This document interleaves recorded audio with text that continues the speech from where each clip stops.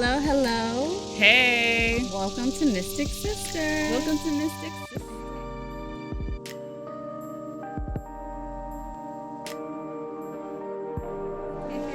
We're in, what is this, the end of summer 2020. Yep. It's been a while, but we've been... It has been a while, but a lot has been going on, yeah. Yeah. Welcome back, and we just wanted to take the time to reintroduce ourselves.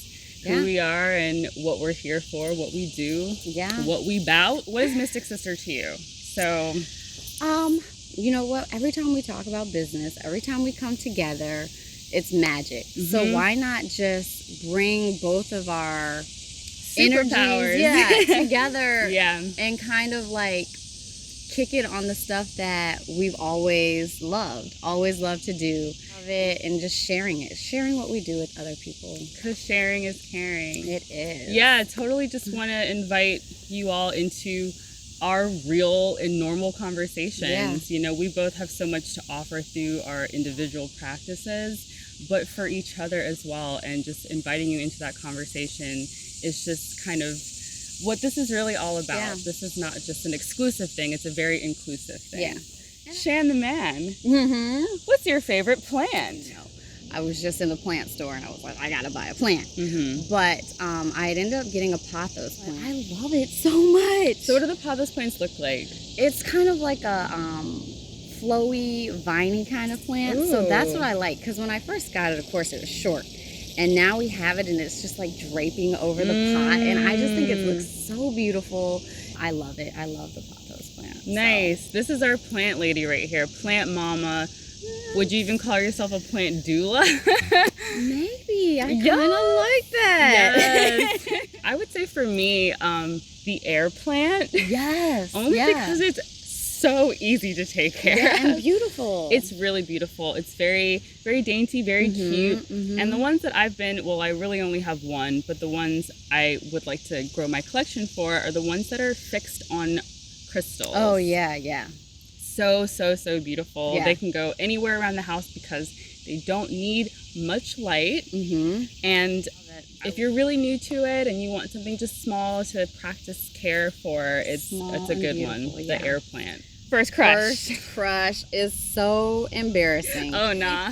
What I remember, like, really being obsessed with someone, I was in 4th grade, and it was Jonathan Taylor Thomas. Oh my God! That's the first place my mind went. It really was. That is so funny. And then I thought of Devon Sawa from Casper. I don't know, man. But he was a dreamy little dude. And then, I have a third one. My mind went to the famous Jet Jackson. Oh my gosh. Lee Thompson Young, though. That wasn't a first crush, but I definitely, oh my gosh. Those are the 3 that kind of came to mind initially. Oh, the big 3. I did. Those eyes. JT, though. Oh my gosh. Funniest moment in our friendship. That's a hard one. It is. Many jokes. I don't even know where to begin with that. There's a lot. Yeah, I mean, so there was that time where we were in the car and we were throwing out all that candy in the back seat. We were like rolling down the window and just throwing stuff out and then closing it. Was the candy melted? It was. It was like some melted chocolate balls or something. And then eventually just threw the whole bag out. And I think that's when we got caught. Just now when you said chocolate balls, all I can think of is Chef from South Park. Suck on my chocolate salted balls. Put them in your mouth and suck them. I will also say that the chocolate candy throwing out of the window moment was hilarious. Because my mom was so mad. She was. Good times. You know, the laughs are never lost on us, ever. Oh, what movie can you replay? Yeah. You know what I'm going to say. But, like, pretty much any Miyazaki. Oh, yeah, of course. I mean, I still keep watching Kiki. Like, there are things that I watched as a kid. Now I'm able to watch them with my kids. Yes, I love that. We're huge Miyazaki fans. For those of you who don't know anything about Miyazaki. Spirited Away, Howl's Moving Castle, Totoro, Kiki's Delivery Service, Nausicaa, The Valley of the Wind, and Mononoke. Yes, Princess Mononoke. Yes. Watch any of them. you'll be do. satisfied. Yes, Yeah. and one of my dogs is named after She Nausicaa sure of the Valley of the Wind is. because her spirit is so fierce, bold, adventurous. Absolutely. She is Nausicaa to a T. Yep. So this season we got some really fun stuff, really great workshops, series, and even just vlog projects that are coming up that we really want to share with our community here. We're like, well, why not make this a series? Because a theme was coming up. So much to talk about. Yeah. The theme is natural beauty, and the overall title for the series is How Does Your Garden Glow? How does your garden glow from the inside out? So that's how we take care of our inner world and our outer world. Yep. So we will definitely have journaling and a lot of introspective conversations and some meditation and reflection. Yes. Meditation, sound healing, maybe some dancing. Maybe some dancing.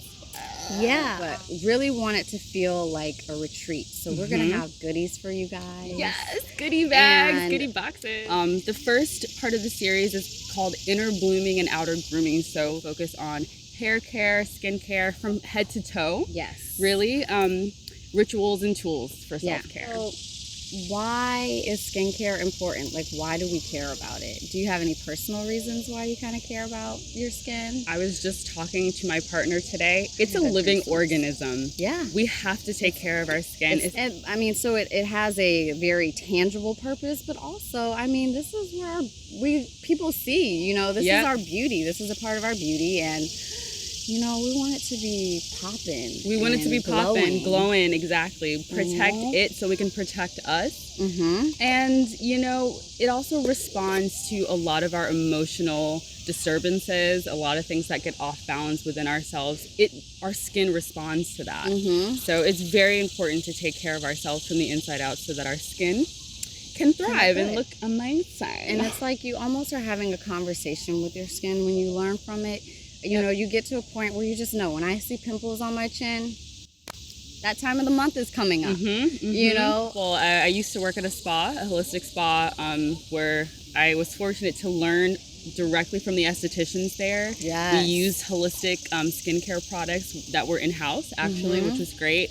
But as the line started to develop, we started to pare down the amount of products that were used. Yeah. And so really simplicity is key. Yes. It's just 3 basic things that we're going to talk about a little bit more in our series. Yeah. And why that's important. But simplicity, you know. I'm loving the simplicity philosophy. I like that a lot. That's part of why I guess we're doing this, because there's some misinformation. Yeah, there's a lot. And I will say, too, it's really helpful, even if you can't afford to maybe go to a spa or see a skincare specialist, maybe checking in from time to time just so you can get the lowdown on what is happening with your skin particularly. For sure. I think my jam right now are masks, though. Oh, yeah, I've masks. been loving a mask. Since childhood, we used to love doing them together. Yeah. What kind of mask are you using particularly?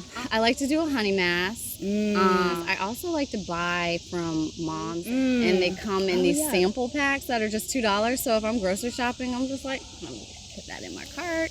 A little treat. Put that on. Yeah, I love that one too. Nice. And, there's another one I've got. They're in sticks, and so that's my favorite because it's just like go make breakfast or something, and then I come back and wash it off. So. And I think it's really interesting that you say that, doing your self-care while maybe you're doing something else. I think that's maybe also a misconception about like taking care of our skin, that it has to be like a chore. Right. But I mean, even if you're a busy person, if you have some household chores to do, then put your mask on, or like have your scrub sit on your face for a while you're doing other things. I personally like to do my cleansers in the shower. Okay, yeah. So yeah, products. I mean, we talked about some products. I will plug a product that actually someone that both Shannon and I know personally, and I hope we can dive deeper into her line on our series. But Skin Tonic, she's local to the DMV area. I've used her cleanser. Follow her on Instagram. Go to her website, check her out. She's got a beautiful line that's out right now. Beautiful holistic products. And she'll teach you about your skin too. She will.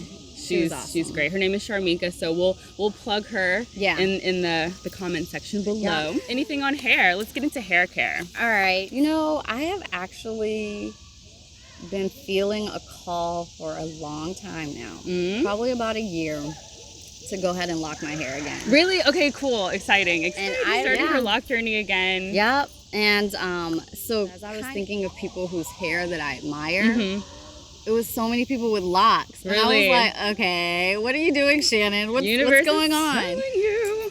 But Whoopi Goldberg. Yes. I've always loved how thick they are. And Lauryn Hill, also some nice sizable ones. But speaking of locks, I've been thinking about locks too. But there's a company that does boho. It's called Boho Locks. And I've been wanting to experiment.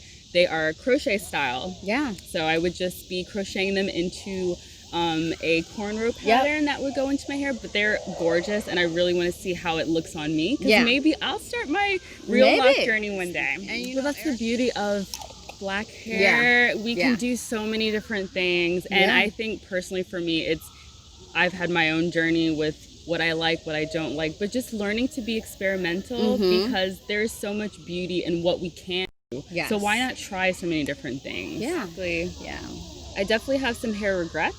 Oh, Mama knows best. I should have listened to my mother. She warned me. She told me to not put perm in my hair. She told me not to over straighten my hair. She told me not to cut my hair. My hair used to be down my back and it has not been able to grow back the same. Yeah. The texture has changed because I've overly processed. I've tried bleaching, I've tried dyeing it, but I just didn't know how to care for it. I should have never touched it with any of that chemical stuff. I mean, that's the only regret that I have. Either your mother or your parent or adult in your life started you with a relaxer and you never knew anything otherwise. Right. And now you're like going through this process of learning what your natural hair is. For us, I mean, it was the same way for me. My mom was like, no, you're not getting relaxer. But she religiously got my hair done or she pressed it. Right. Ooh, the hot comb. Ooh, hot comb. In the back of my neck. And my ears. And goddamn it, my forehead. How many times I've burned myself. Yeah, that too. And so it wasn't until I got to college and I was like, yes, you and ham. I'm out the house. I'm about to get this relaxer. And I hated it. But that can also speak to our culture. Yeah. And these ideas of beauty that have been maybe even like programmed and brainwashed into the system. And what some black women or women of color might feel like they have to aspire to be in order to feel beautiful or in order to fit into society or get jobs in a certain way. A lot of us have gone to straightening and getting away from our natural hair texture. But a lot of us are coming back to it, and I think that's what's so beautiful about people sharing their journeys now. Definitely. Any products that you're using right now that you want to share? And I don't really want to share the ones that I'm using because I don't love them. Yeah. It's really out of convenience. I'm still kind of looking, to be honest. Me too. I'm still on the hunt for like that perfect product. But what I've learned to do, is just moisturize and oil my scalp as much as possible. I've learned to make friends with protective styles. Yes. For me, I'm low maintenance. Yeah. I'm so low maintenance. And I will say like DIY, for a time I was a little tight on money, and instead of going to have someone else do my hair, I just went on YouTube and I found like the easiest tutorial to do my own braids, and I was doing it for years now. Waves. It's just that's been part of my journey. Just like that acceptance. What is beautiful on me? It's all beautiful on me. It's on my head, so it is beautiful. It's really important for all of us to embrace who and where we are at every moment of our experiences, whether that's through our skin journeys, our hair journeys, our personal worlds that are inside of us, like wherever we are. It's just that acceptance is key. That's kind of a synopsis of the first class. Yep. We'll really be diving into skin and hair care, and then next we'll be doing... So the next class in the series is called Nurture the Space, caring for the home within and without. Yep. So yeah, in this one we're just going to be talking about like garden care. Yeah, gardening, decorating plants, ideas. Yeah, indoor plants, outdoor plants, decor. And artwork. Yeah. Gotta have artwork around. I've been collecting from a few friends, which I will also talk about and share in our series. Some black artists, friends of mine that have amazing things to put on your walls. But yeah, color is huge for me. Color and art. I mean, I make my own art as well. Yes. I think and so does Shannon. what goes on our skin, what goes on our body, how we style our hair, how our home looks, those things are all interconnected in like kind of keeping our balance. It's all energetic. Yeah. You know, the physical items that are around you, like, and that's just something for me personally. Okay. Just making sure I pressed record. Oh my God. We're good.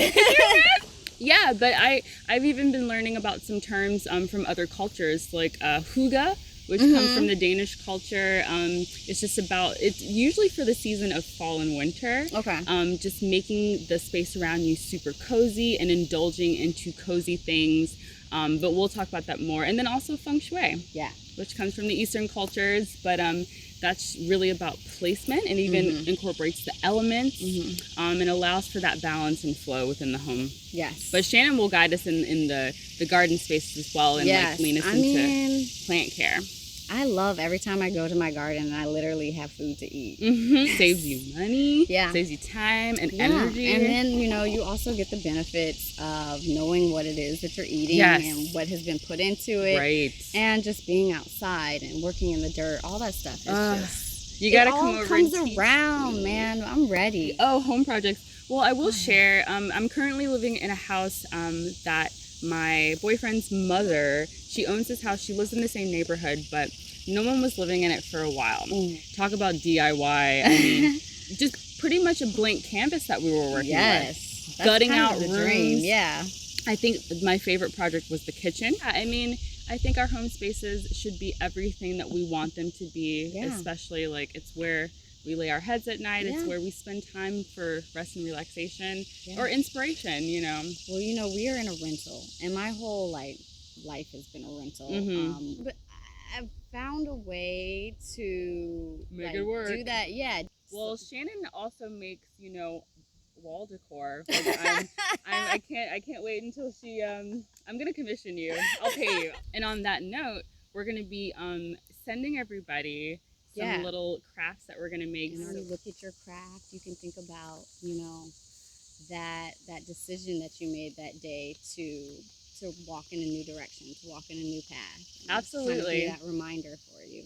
Absolutely. I love that. So part 3 of our series is Water the Mind, watering the mind, a mental beauty makeover. And I think too, like a big misconception about healing work is that there's some type of magic involved where I just give you this advice and you do it and it works, and it doesn't work like that. Actually, yeah, especially with coaching. And that's something that I went into my training not really understanding, that coaching isn't about giving people advice. Yeah. And especially you can't save people. Yes, but exactly. You can get people to come to an awareness about themselves and the situation that they're in and kind of navigate and work through that. But that's the real magic. Yeah, and it is magic. Practice. It's just not what you think. Yeah. Right. Yeah. There's definitely a difference in being suggestive and offering advice. And then maybe even just sharing your experience, and within that somebody might say, oh, I really liked that, I might try that, but then it might not actually work for them. Coaching is really about asking questions and, like you said, getting people to find themselves in their path. So that's what I love about it. It's such beautiful work, and I really do love helping other people. And having like a community, having a group of other people to be in this class setting, to kind of like feed off of one another, learn from other people's experiences. Like it creates something really powerful. Yeah, super powerful. I mean, for me, I've had a lot of highs on my journey, but I've had a lot of lows, and the lows that I've experienced has really guided me to really want to help other people and just make them aware of what's out there. Yeah. So yes, that's what we've got going on. That's what we've got going on. We also have a series called Conscious Convo. Oh, yes. Coming up that we're really excited. Yes. Yeah, I mean, this is just basically, it's going to be offered mostly through Instagram now. Yeah. On YouTube is now just going to move to our Instagram platform on the Treasurehouse. We're growing. Because this will still be here. This will still be here. Yeah, we're growing now. So yes, so Conscious Convo will be on Instagram. Yes. Fridays. This is going to be Fridays. I think we're doing like an every other Friday kind of vibe, but this is kind of what I landed on. Truths illuminated and thoughts redefined. I love it. You know I like these names. So those of you who grew up in the 90s and used to watch all of that, I kind of I kind of took a little bit of inspiration. We're having vital conversations for your everyday awareness. But yeah, our first topic, which is coming up, I believe we landed on September, I think it's the 18th. Yes, it's okay. a Friday. Yeah. The first topic that we're going to talk about is intuitive guidance for walking your path. So that's going to include spirit animals and guides and crystals. Yes. We'll be getting a little mysticky. A little mystic. I mean, this is Mystic Sister. Yeah. So I'm excited about that. Tarot, all of the above, all the mystical signs. Yeah. But yeah, that's pretty much it for us. Thank you for watching the video. I hope you all check out the series. It'll be offered through Eventbrite. Yes. It'll be on Eventbrite as well. Yep. So all the details will be posted there. And you'll find down below all the information that we've talked about. We'll put some links and things like that. And subscribe. Subscribe. So when we do another video, you'll know. And in the meantime, you can catch us on Instagram. Yeah. We keep up pretty regularly there. Yep, exactly. So thank you for watching, and we'll see you next time.